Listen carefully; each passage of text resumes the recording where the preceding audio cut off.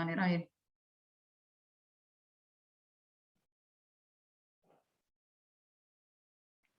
Bismillahirrahmanirrahim. Assalamualaikum warahmatullahi wabarakatuh.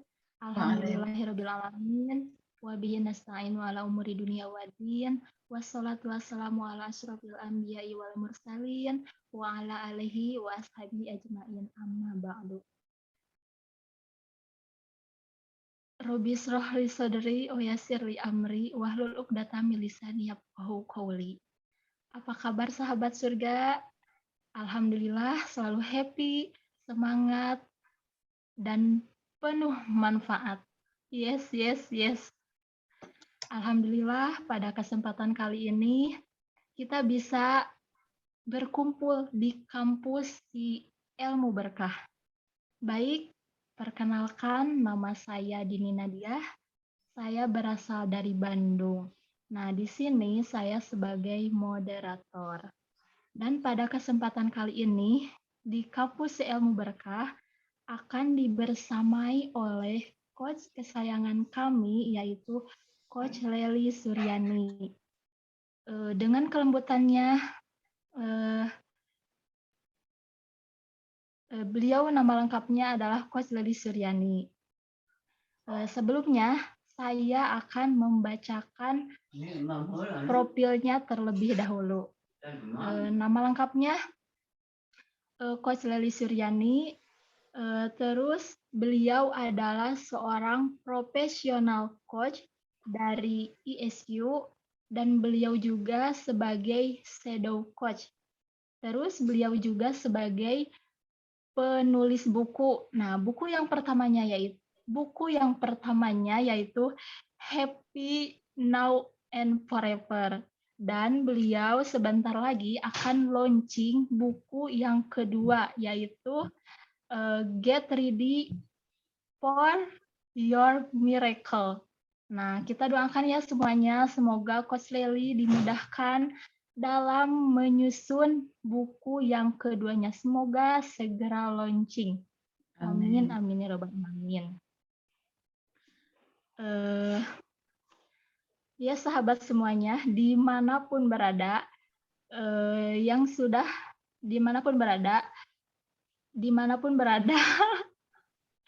pada kesempatan kali ini kita langsung saja ya, kita sapa Coach Lely. Assalamualaikum Coach. Waalaikumsalam Kak Dini, terima kasih, senang sekali bertemu Kak Dini. Apa kabar Coach? Alhamdulillah baik Kak Dini. Coach boleh spill sedikit pada malam kali ini materi apa yang akan Coach sampaikan? Baik, materi yang akan saya sampaikan adalah Smart Education for Millennial. Maaf. Jadi sekarang banyak sekali pendidikan atau pilihan-pilihan pendidikan yang akan kita berikan kepada anak-anak kita, kepada siapapun itu. Bagaimana sih sebenarnya pendidikan itu seharusnya kita lakukan agar itu sesuai dengan anak milenial gitu. Karena mohon maaf mungkin orang tua yang sekarang ini masih hidup di zaman kolonial yang mungkin masih mengikuti cara mendidik anaknya seperti kolonial yang mungkin kalau anak milenial itu banyak yang nggak sesuai dan akhirnya anak-anak itu tidak mau menurutin dan tidak mau mengikuti program-program yang menurut mereka kurang menarik dan sangat tidak cocok dengan mereka gitu. Seperti itu. Masya Allah, menarik sekali ya sahabat-sahabat. Ya, tanpa basa-basi lagi, saya persilahkan Coach Lely untuk menyampaikan materinya. Falyatafadhalil masykur. Baik. Alhamdulillahirrahmanirrahim. Bismillahirrahmanirrahim. Assalamualaikum warahmatullahi wabarakatuh. Waalaikumsalam warahmatullahi wabarakatuh. Bismillahirrahmanirrahim. Rabbi syrahli sadri wa yassirli amri wahlul 'uqdatam min lisani yafqahu qawli. Puji syukur kepada Allah Subhanahu wa taala yang memberikan nikmat iman, segala nikmat yang begitu banyak kepada kita, sehingga kita masih bisa bertemu, bersua dengan perantara Zoom meeting ini. Mudah-mudahan kita semua senantiasa menjadi orang-orang yang merasakan nikmat tersebut. Banyak sekali nikmat yang Allah yang mungkin kadang kita tidak menyadari, dan mudah-mudahan kita sekecil apapun nikmat yang Allah berikan kepada kita, kita termasuk orang-orang yang merasakan nikmat itu, dan seiring dengan itu kita bersyukur. Dengan kebersyukurannya kita, insya Allah, Allah akan menambah lagi nikmat-nikmat yang insya Allah yang lebih banyak, insya Allah. Salawat dan salam pada junjungan kita Nabi besar Muhammad Sallallahu Alaihi Wasallam. Allahumma sholli ala sayyidina Muhammad wa ala sayyidina Muhammad, yang insya Allah kita semua mendapatkan syafaatnya di yaumil akhir nanti. Amin amin ya rabbal alamin. Baik, terima kasih Kak Dini atas waktunya. Saya kepada semuanya, kepada yang melihat dan menyaksikan acara ini, izin dengan segala kerendahan hati saya berbagi. Saya adalah orang yang masih terus-terus belajar, terus-terus berusaha untuk memantaskan diri. Saya mudah-mudahan kita semua mendapatkan kebaikan dari informasi atau materi yang akan saya sampaikan pada kesempatan kali ini. Terima kasih. Baik, berikut kita bagikan. Ya, apakah semuanya melihat slide-nya? Sudah terlihat Kak Dini? Sudah Coach, sudah terlihat jelas. Baik, terima kasih. Judul materi kita pada kesempatan kali ini adalah tepatnya di 21 Januari 2022, Smart Education for Millennial. Jadi seperti yang saya sampaikan tadi itu, bagaimana sih kita anak yang sedang berproses belajar, anak yang sedang berproses menimba ilmunya itu, bagaimana hasilnya nanti setelah dia selesai, katakan udah tamat SMA lah, katakan begitu, seperti itu. Apakah ilmu yang didapatnya itu, apakah sesuatu yang dia dapatkan itu bisa menjadi implementasikan dan dia bisa masuk kemana saja gitu. Ke dunia kerja dia menjadi orang yang bisa diterima, ke masyarakat dia bisa diterima, kemana saja pun dia pergi, kemana saja pun dia ditempatkan, dia akan bisa menyesuaikan diri. Itulah sebenar-benarnya yang kita harapkan dari pendidikannya, hasil dari pendidikannya. Walaupun pada prosesnya kita juga berharap anak itu juga tetap bisa menyesuaikan diri atau bisa beradaptasi. Karena perubahan itu adalah sesuatu yang pasti. Jika memang kita tidak mau berubah, kita akan jauh tertinggal. Seperti itu. Baik, sebelum kita mulai, ada baiknya kita bermain dulu. Kak Dini boleh? Boleh Coach. Oke, Kak Dini boleh ambil kertas, kita main dulu ya.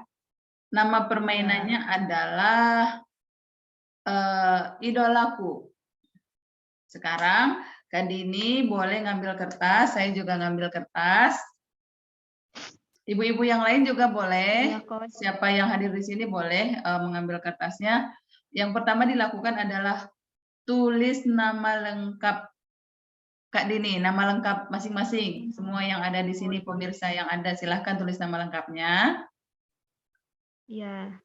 Sudah? Silahkan. Sudah, Kita Coach. main dulu biar seger nanti materinya gitu. Kita main-main dulu.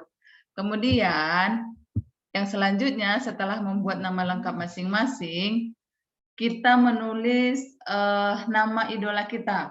Idola itu bisa tokoh agama, bisa pengusaha, bisa siapa saja yang menurut kita itu adalah idola yang pantas sekali untuk dicontoh gitu.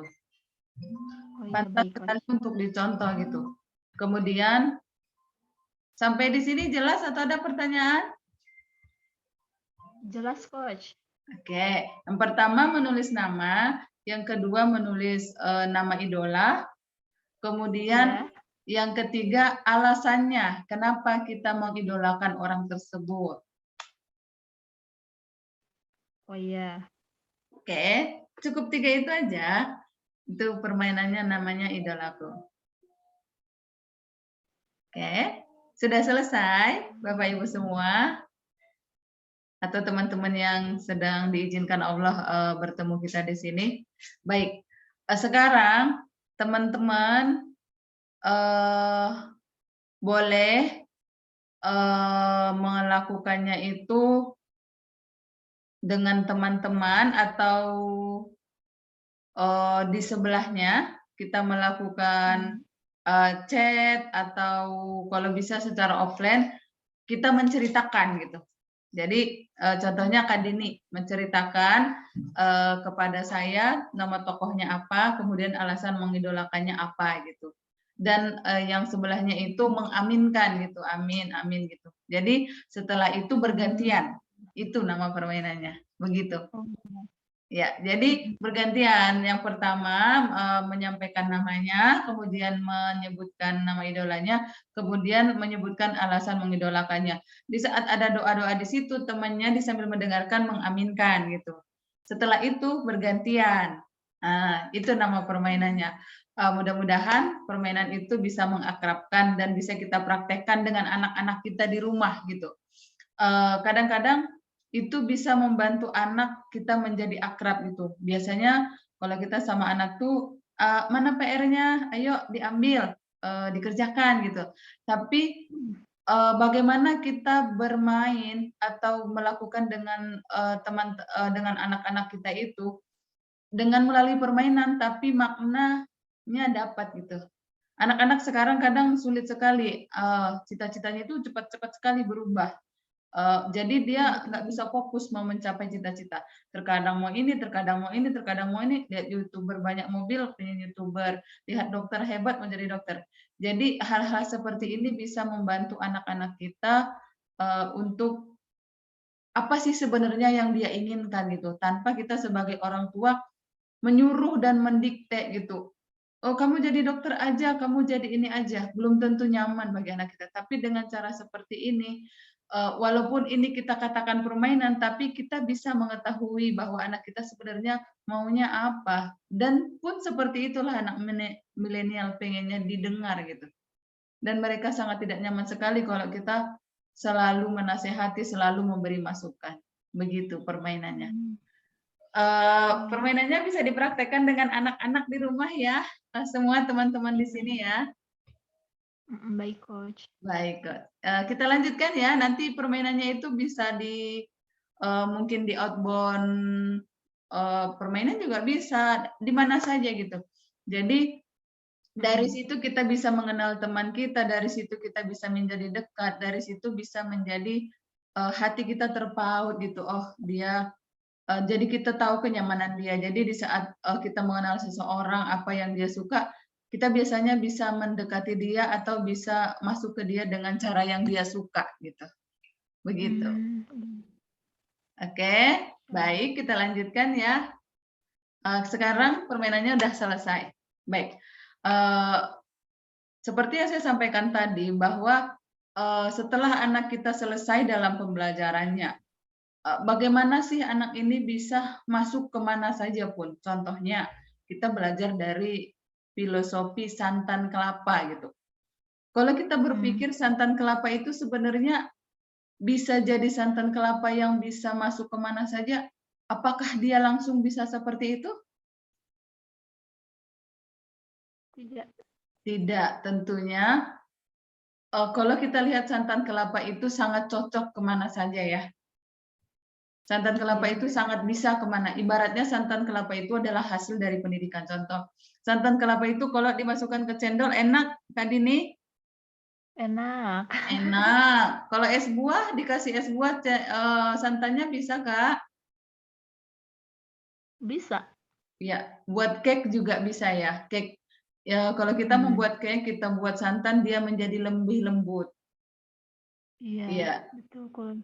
Iya, selain dari makanan-makanan yang manis, ternyata santan itu bisa juga untuk makanan lauk pauk kita seperti gulai. Gulai apa saja yang mau kita masak? Kemudian untuk rendang khas masakan Indonesia yang juga banyak menggunakan santan. Kemudian sayur lodeh gitu.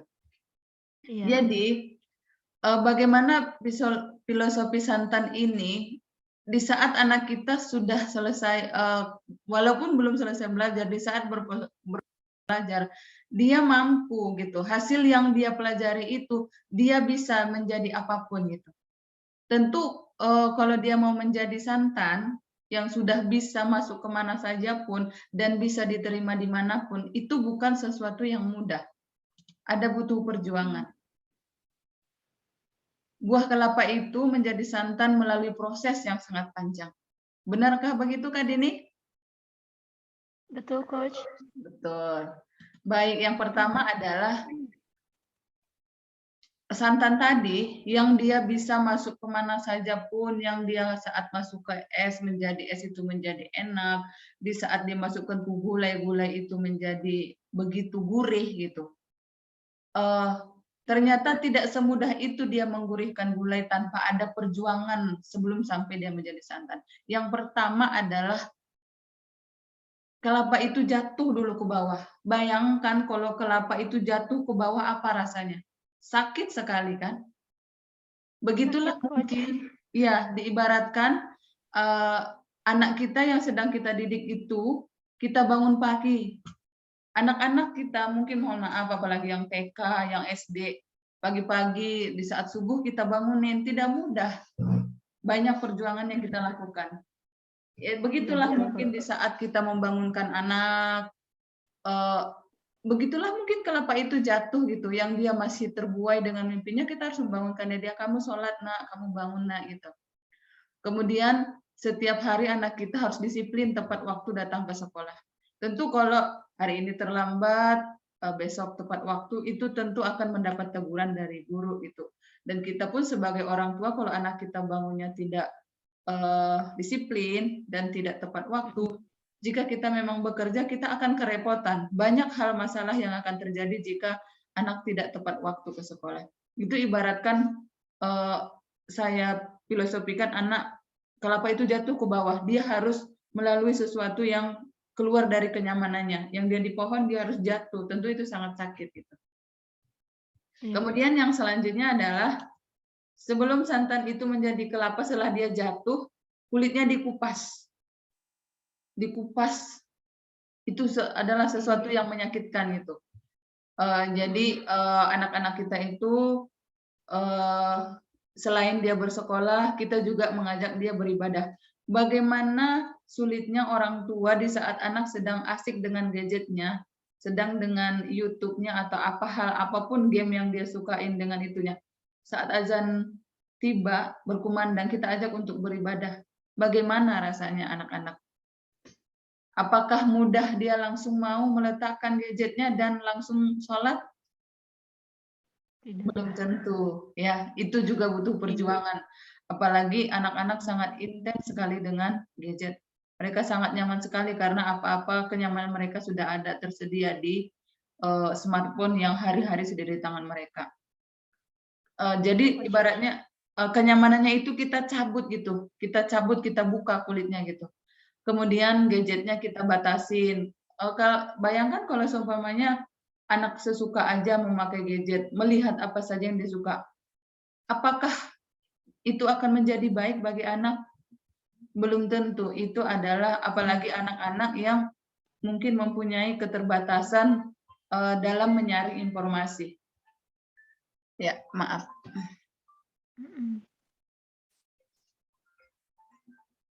Baik, mohon maaf. Kemudian jadi seperti itulah anak kita. Iya. Selanjutnya yang ketiga adalah setelah kelapa itu dikupas kulitnya.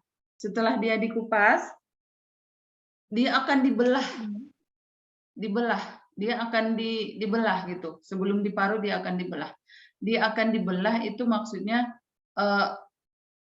dia akan dipisahkan. Apa maksudnya dia akan kadang-kadang ada anak sekolah yang harus boarding school, macam-macam, ada yang di pondok, ada di itu dipisahkan dari orang tuanya, dan itu bukan sesuatu yang nyaman bagi semua orang. Kalau tidak dengan perjuangan yang baik, pengkondisian yang baik itu akan sulit bagi anak-anak. Jadi yang kenyamanan yang dia dapatkan selama ini di orang tuanya itu harus dipisahkan gitu, harus dibelah gitu. Dia harus berpisah dari yang selama ini dia sudah mendapat kenyamanan seperti itu. Kita mengambil filosofi pembelajaran atau cara kita mengajar anak ini dari bagaimana sih santan itu sebelum menjadi santan itu perjalanannya seperti apa gitu. Kemudian yang keempat adalah kelapanya itu dicongkel dulu. Dia dicongkel, jadi hal-hal yang jelek dari dia itu dicongkel. Seumpamanya dia sering pulang tidak tepat waktu, kita sebagai orang tua negur. Kemudian jika memang dia melakukan kesalahan-kesalahan, kita sampaikan, ibaratnya itu kelapa sedang dicongkel gitu. Jadi anak kita juga seperti itu.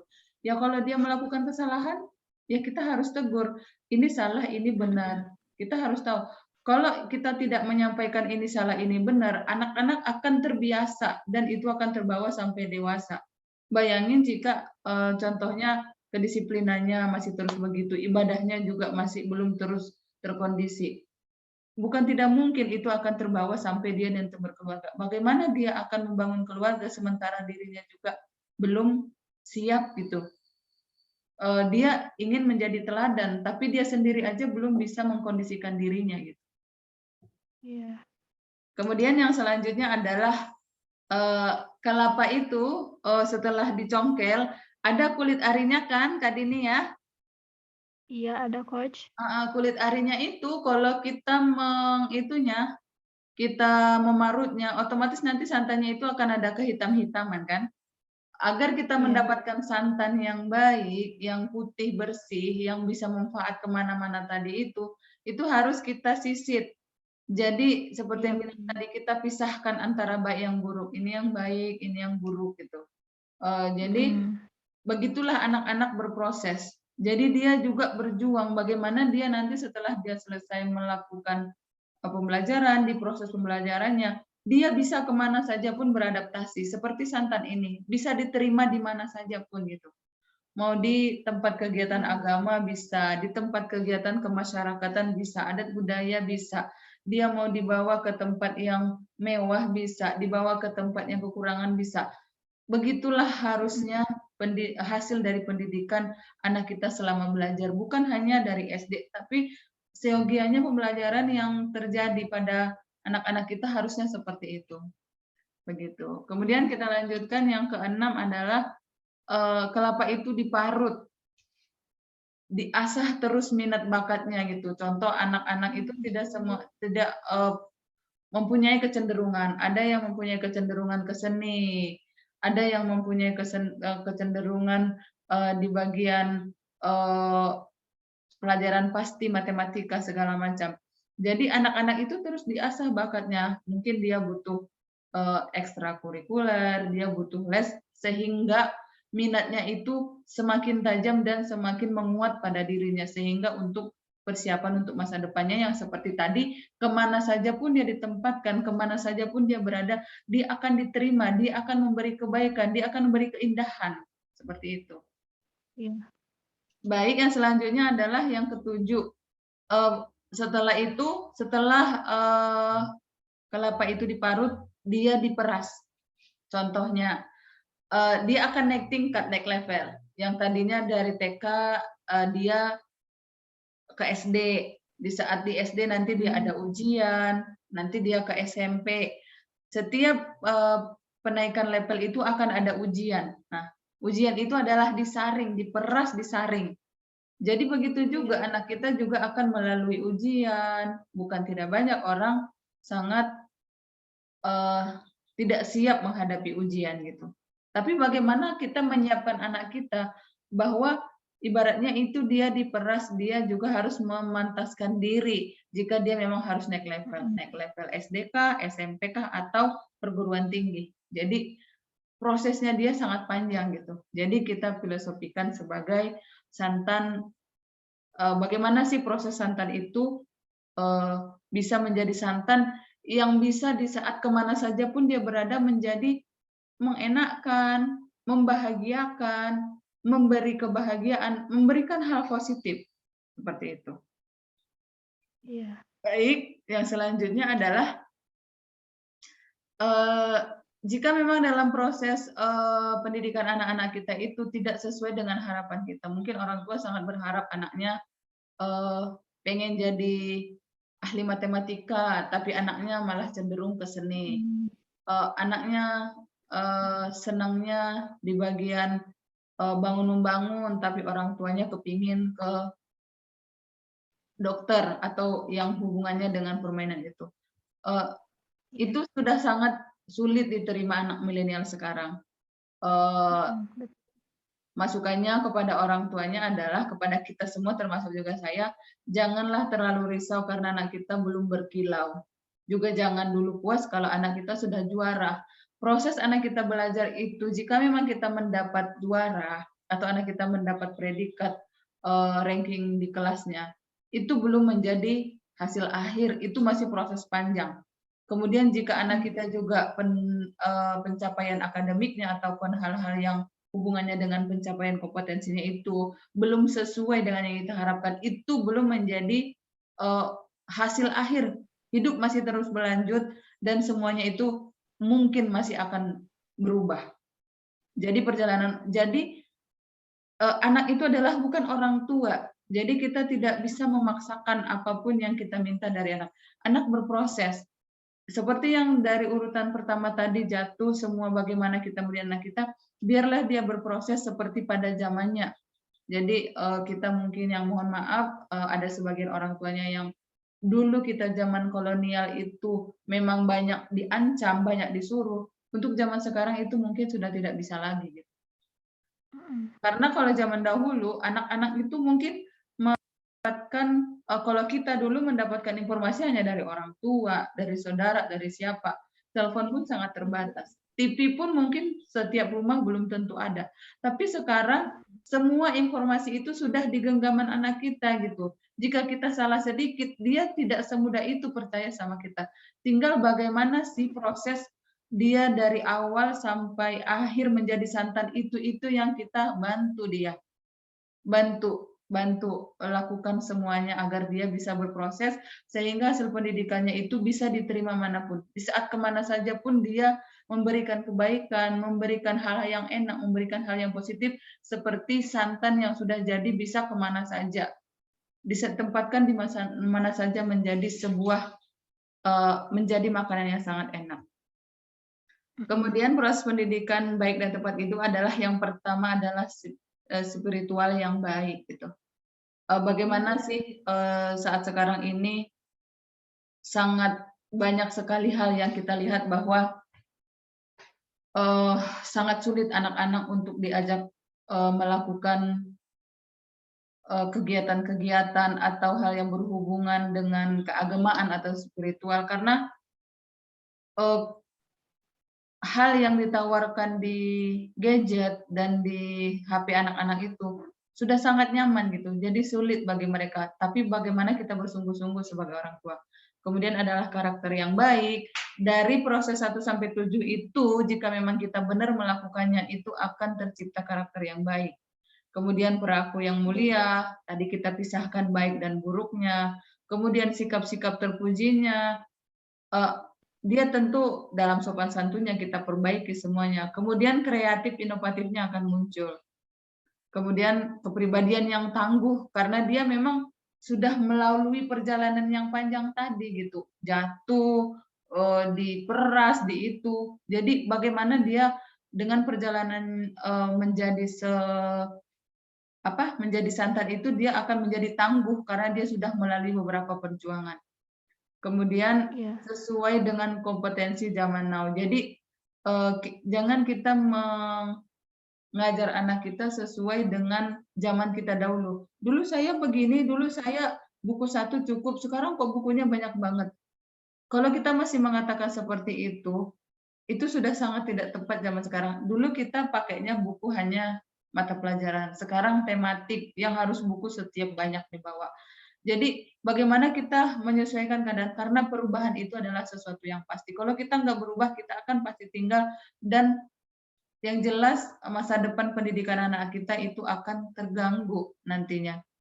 Sehingga jika memang pengkondisian pendidikan di sekolah dan di rumah itu tidak sinkron, tidak sesuai dan tidak saling bergandeng tangan sebagai mitra, itulah nanti di saat mohon maaf, di saat nanti memang sudah S1, pendidikannya sudah banyak, tapi mohon maaf sebentar sudah pindah kerja sana, pindah kerja sana. Bukan masalah materi, tapi masalah penyesuaian diri karena dia tidak bisa menjadi santan yang baik di mana saja pun dia berada. Dia tidak bisa menyesuaikan dirinya. Memang dia sangat baik, sangat mungkin secara akademiknya baik, tapi mungkin karena beradaptasinya untuk kemana saja pun dia belum mampu. Begitu, Kak Dini, yang saya sampaikan. Masya Allah. Jika memang ada tersilap kata atau perilaku, saya mohon maaf. Seperti saya katakan tadi, izinkan saya berbagi. Jika bermanfaat dari hal yang saya ini, itu semua atas izin Allah. Jika ada salah kata dan hal-hal yang tidak sesuai yang saya sampaikan, saya mohon maaf. Boleh disampaikan saran dan kritiknya untuk menjadi lebih baik lagi kegiatan ini. Saya tutup dulu. Terima kasih. Jika memang dibutuhkan berkomunikasi atau tanya jawab, dipersilahkan. Terima kasih. Assalamualaikum warahmatullahi wabarakatuh. Waalaikumsalam warahmatullahi wabarakatuh. Masya Allah, Coach, materinya sangat-sangat luar biasa. Apalagi ya di zaman sekarang ini yang apa ya, kita itu sebagai orang tua harus ekstra hati-hati dalam mendidik anaknya supaya mereka itu tidak terjerumus ke hal-hal yang negatif. Terima kasih Coach materinya. Boleh bertanya Coach? Silakan dengan senang hati. Iya Coach, jadi bagaimana ya caranya supaya kita itu agar si anak itu enggak main HP terus? Apakah ada langkah-langkahnya gitu Coach? Ya, Soalnya bismillahirrahmanirrahim. Coach, Ya, lanjut Kak Dini. Mohon maaf. iya Coach, soalnya Coach kan ini kan di sekolah juga kan ya. Nah, itu kan banyak ya murid-murid, anak-anak didik yang kerjaannya itu gini terus, ngegame terus gitu, Coach. Jadi apa langkah-langkahnya supaya mereka itu tidak kecanduan handphone? Ya. Sudah pertanyaannya Kak Dini? Ya, sudah cukup, Coach. Baik, Kak Dini, terima kasih atas pertanyaannya. Pertanyaan yang sangat bagus sekali dan sangat banyak pertanyaan itu di orang tua sekarang. Saya yakin juga 99% itu pertanyaan orang tua di seluruh dunia malah ya. Baik, saya coba jawab seperti pengalaman yang pernah saya sampaikan, maksudnya yang pernah saya alami, bahwa Ya. jika memang kita memang secara satu persatu itu kita butuh duduk dulu dengan anak itu gitu. Kalau kita posisinya sebagai orang tua, saya sekarang bicara tentang orang tua ya, nanti yang kedua jadi guru. Sebagai orang tua adalah jika kita memang mau membatasi anak itu untuk penggunaan gadget atau pemakaian HP dan game segala macam yang memang tidak berhubungan dengan pendidikan, yang kadang melenakan dan membuat dia terlena sehingga kewajiban-kewajibannya untuk belajar, ibadahnya, dan untuk kebutuhan dirinya itu terlena. Dengan itu kita harus duduk dulu dengan anaknya gitu. Jadi dari ke hati gitu. Sebenarnya mungkin faktornya itu akan sangat banyak. Salah satunya kenapa dia terus dengan HP itu bisa jadi mungkin perhatian orang tuanya yang kurang. Kemudian memang tidak ada lagi kegiatan yang tergantikan. Jadi di saat kita sebagai orang tua membatasi dia untuk HP, kita memberikan pengganti kegiatan gitu. Iya. Kalau kita hanya melarang saja tanpa ada penggantinya, itu akan membuat dia semakin pusing, serba salah gitu. Dia jadi nggak tahu mau bagaimana. Padahal anak kan sedang berkembang. Kita sebagai orang tua juga wajib mendampingi dia. Jadi jika memang kita mau membatasi dia, seperti saya bilang tadi kita duduk bersama, kita harus memberikan pengganti kegiatan yang lain kepada dia. Itu tergantung umurnya. Contoh, kalau untuk anak TK gitu, anak TK juga sangat kalau kita biarkan pun seharian dia mau pakai HP gitu. Dia game ini, dia YouTube ini, dia TikTok ini, dia itu. Itu akan sangat lancar tangannya gitu. Jadi kalau untuk contoh kalau untuk anak TK, jika memang dia mau kita batasin untuk HP-nya, kita kasih kegiatan pengganti gitu. Contoh, kalau di hari Minggu pagi-pagi itu setelah bangun subuh, kita ajak jalan-jalan. Jadi kita ajak jalan entah keliling-keliling komplek atau jogging entah 2 kilometer gitu. Jadi di saat yang sama pun, di saat kita melarang dia untuk memakai HP, kita pun jangan pakai gitu. Jangan sambil jalan tapi kita membaca nge-chat terus. Jadi kalau memang kita jalan, jalanlah. Jadi kita kasih pengganti gitu. Kemudian kalau untuk di usia-usia SD sama juga. Mungkin kalau dia kita minta batasin balik sekolah dia langsung pegang HP, mungkin kita kasih waktu. Mungkin setelah dia balik dari sekolah kita kasih waktu, mungkin dia untuk melihat hiburan kasih waktu 1 jam gitu. Itu 1 jam itu sebenarnya sudah sangat banyak untuk anak-anak itu. Karena banyak sebenarnya hal-hal yang negatif yang mengancam jika kita biarkan terus gitu. Jadi kita setelah dia entah setengah jam tergantung kesepakatannya dengan orang tua, kalau setengah jam boleh, habis itu nanti kita alihkan lagi kegiatannya. Mungkin bagi anak yang suka kreatif, kita sediakan kreatif, kita dampingin gitu. Jadi berapapun usianya, itu pasti bisa, tapi kita ganti dengan kegiatan yang dia sukai gitu, kita fasilitasi.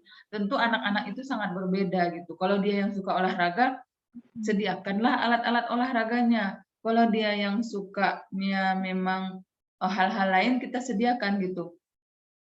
Kalau kita cuman hanya melarang tanpa ada penggantinya itu sangat sulit. Dan yang penting lagi, kita beritahu secara jelas kepada anak apa sih akibat dari jika terus-terusan dengan HP gitu. Satu yang pertama yang paling jelas itu adalah radiasi. Semakin canggih HP itu radiasinya semakin besar dan itu merusak mata. Tunjuklah sama dia video-video atau gambar-gambar bagaimana sih mata yang rusak dengan radiasi. Jadi kadang anak itu main HP terus karena dia memang nggak tahu akibatnya, karena memang belum mungkin bagi kebutuhan tubuh dia memang belum gitu, belum maksudnya di saat usia ini dia akibat dari radiasi itu belum. Tapi sebenarnya kalau kita lihat data sudah banyak sekali bukti bahwa radiasi itu sangat merusak mata. Kemudian anak-anak yang masih berkembang yang paling nyata itu juga adalah postur tubuh tulang belakang itu akan sangat berpengaruh karena kita akan satu posisi yang sangat lama gitu.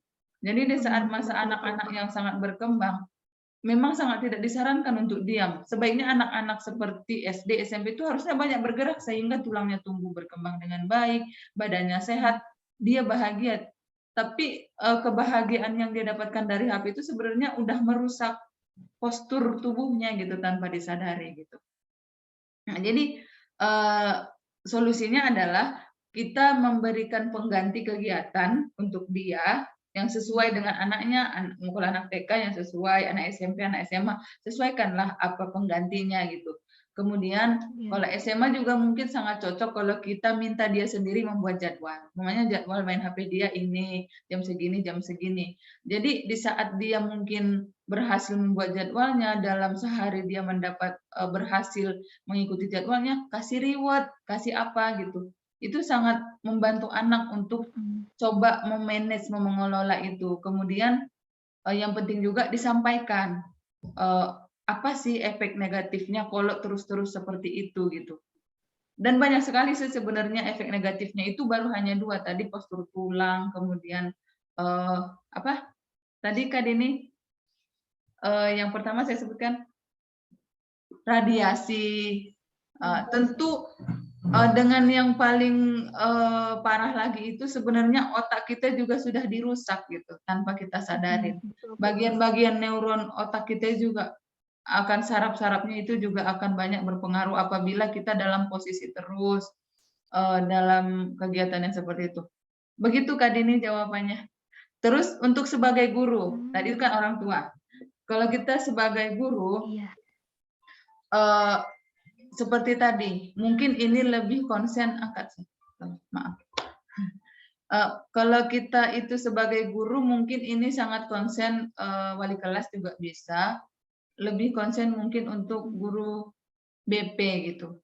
Karena guru BP itu kan ada sesi untuk bersama guru ini. Jadi kalau memang sangat bermasalah, diajak duduk, sebenarnya anak itu main HP terus apa sih sebabnya, kenapa, ditanya gitu.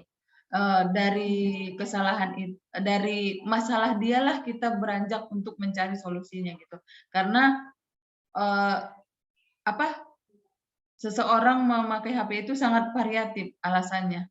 Mungkin karena suntuk, karena bosan, karena memang nggak ada kegiatan, karena macam-macam kan, tergantung. Tapi bisa jadi mungkin kalau yang udah usia-usia SMA, usia SMP, bisa jadi dengan kita bercerita sama dia, bisa jadi mungkin memang dia bukan melakukan games atau hal-hal negatif di HP itu. Mungkin memang dia sedang belajar, makanya perlu duduk gitu. Perlu kita cari tahu kenapa dia gitu. Itu kalau dari guru. Dari setelah kita tahu apa sebabnya dia penggunaan gadget yang berlebihan itu, baru kita carikan solusinya. Jadi disesuaikan gitu. Begitu Kak Dini. Masya Allah. Terima kasih Coach, jawabannya Masya Allah. Mudah-mudahan kita sebagai orang tua, terutama Dini ya sebagai pendidik, mudah-mudahan bisa mengamalkannya. Amin. Ya, terima kasih banyak Coach atas jawabannya. Sama-sama Kak Dini. Untuk sahabat-sahabat di sini, kalau ada yang mau ditanyakan, silahkan chat.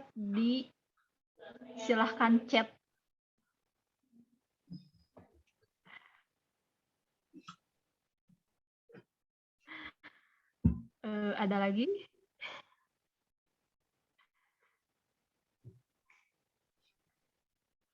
Mungkin cukup sekian untuk pertemuan kali ini. Terima kasih Coach Lely atas ilmunya.